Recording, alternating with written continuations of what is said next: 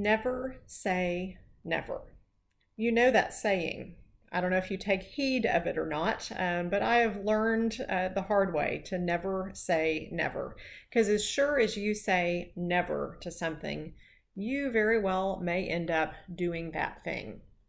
So I never would have stayed in an unair conditioned cabin at Christian Adventure Camp with more than a dozen junior high age girls for the better part of a week.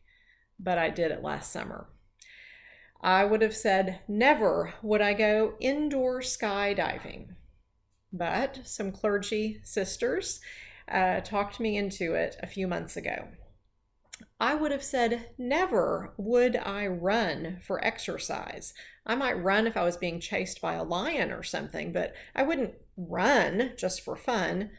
But, well, last summer, early fall, I started running for exercise.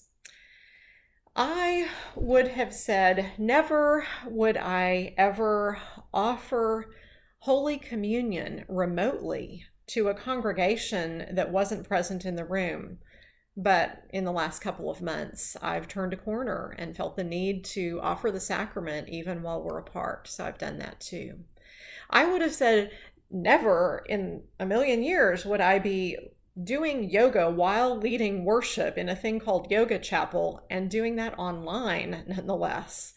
And yet I've also done that. These are all things that formerly I would have said never to, and I've done them all in the past year because circumstances changed. I changed, the world changed, needs changed, my feelings changed, things changed. So things that would have been never became things that needed to happen, that were practical, that were helpful. And even if they weren't my favorite thing ever, I learned something from them. I grew from it. I at least had a memorable experience with some of those things. In the year 586 or so BC, the Babylonian Empire destroyed Solomon's temple and just flattened Jerusalem. Only a remnant of Israelites remained in the land. Others were exiled, and none could worship in their holy place. It had been destroyed. And it was a challenge for them to maintain their identity as God's people. And Psalm 137 gets at the feeling of the people during this time. It says, "By the rivers of Babylon, there we sat down, and there we wept when we remembered Zion. On the willows there we hung our harps, for there our captors asked us for songs, and our tormentors asked for mirth, saying, 'Sing us one of the songs of Zion.' And we replied, 'How could we sing the Lord's song in a foreign land?'" They would have thought, never, right? Never could they have sung their praises to God and worshiped in the ways familiar to them somewhere other than in Jerusalem at the Holy Temple. Never. And yet, circumstances forced them to change how they worshiped and to do things they never would have thought they would do. That was just one of several exiles of the Jewish people that's recounted in our Old Testament. Being displaced and finally coming home 70 years later to the Promised Land was not anything that God's people ever would have asked for. And yet, even though they never would have chosen it, it was deeply formative for them as God's people, for them in identifying as a community, deeply formative for personal and communal faith. I don't imagine that any of us would have chosen our 3-month exile from worshiping together in person at our church building, right? Nor would we have chosen to be displaced from our beautiful sanctuary for our traditional worship services for more than a year due to renovations, right? I mean, that was going to be a long haul even before we knew anything about COVID. However, as challenging as all of that may be for us, our short time away from our church home is a relatively luxurious blink of an eye in contrast to the Babylonian exile, right?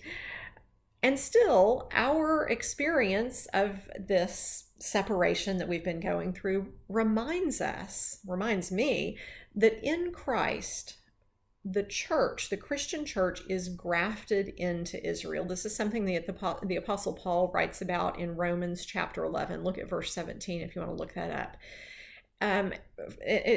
So we are grafted as the Christian church into Israel. That's Paul's language. Into Israel for whom separation and displacement as a people has been painfully familiar for generations. After their example, after the example of our strong Jewish brothers and sisters, after their example, we shall find that our brief exile can serve to deepen our faith and to strengthen our life as individual believers and as the church together, right? We would have said, never would we do this. And yet, now that we have had to do it, can't we let it strengthen us rather than defeat us or deflate us or weaken us as individuals or as the church together? If we focus right now on just kind of getting things back to just the way that they were before COVID or before the sanctuary renovations, we might miss an opportunity for growth that God has given to us.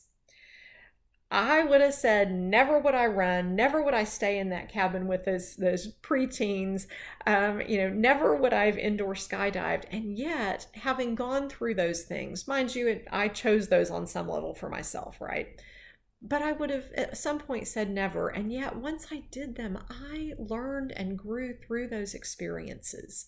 But I also had to be intentional in looking for how God was at work in them and what I could gain from them. So I ask that question of you.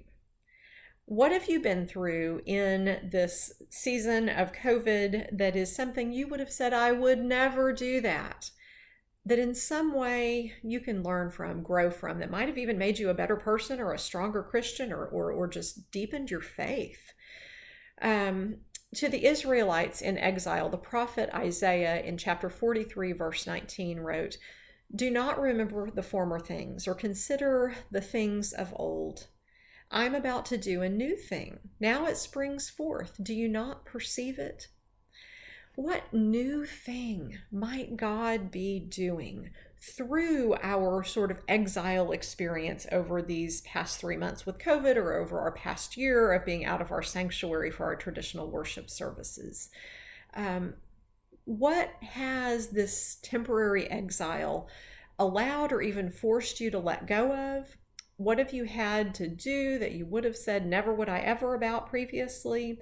In what ways has not being able to physically attend church helped to deepen your faith? And can you imagine how our gathering again might renew not only your life and faith, but how it also might renew us as the community of believers and renew us to be the community in the community that God calls us to serve in Corpus Christi? Is your heart open? Is your heart open for God to do a new thing among us? So, if you are reading other publications of First United Methodist Church of Corpus Christi, you know that I've written some about these things in our snail mail newsletter that went out this week or is going out this week, and in our e-news. And so I'm just kind of inviting you to think about these things as we are getting close this coming weekend to having in-person worship services again. I invite you to be intentional, to reflect back on the season of separation and exile, you might call it, that we've had, and think about how you're going to grow through it and make the choice to do that. But even as we go back to worshiping together and things aren't exactly like they used to be, to think about how we might grow even through the change, even if it's some things about the way we have to do things now that you would have formerly said never would I ever about. I invite you to not dwell upon the former things, but to open your heart to see what new thing God might spring forth among us.